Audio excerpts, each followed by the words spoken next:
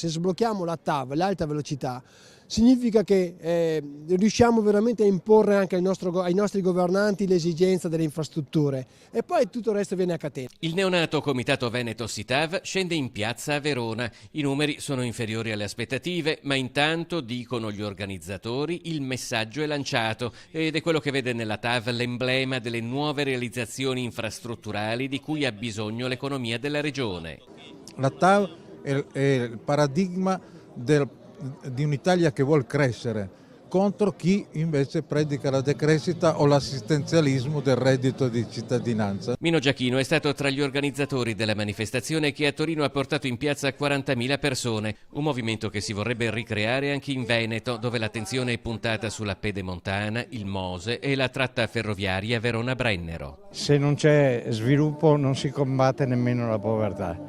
E non c'è sviluppo senza infrastrutture. Noi temiamo che il governo lasci andare certe opportunità che invece all'estero sono già ormai di fatto delle realtà e quindi rimaniamo indietro come sistema economico. E allora gli artigiani, gli agricoltori, i commercianti, la politica, tutti quanti devono essere favorevoli a questa benedetta TAV, allo sviluppo. Abbiamo figli e nipoti, capisci? Quindi siamo qua per loro. Abbiamo bisogno di infrastrutture veloci che non inquinino, meno del trasporto su ruota, e di lavoro soprattutto, e quindi vogliamo difendere il nostro futuro dicendo sì TAV. Il Comitato Veneto SITAV intende unire imprenditori e sindacati, amministrazioni locali e società civile, ma inevitabilmente il dibattito si fa anche politico. C'è una parte del governo, il Movimento 5 Stelle, che sa dire solo di no, noi invece siamo per il sì e per quello siamo qui oggi a Verona dopo essere stati già a Milano e a Torino. Un governo che decide di condannare l'Italia alla decrescita,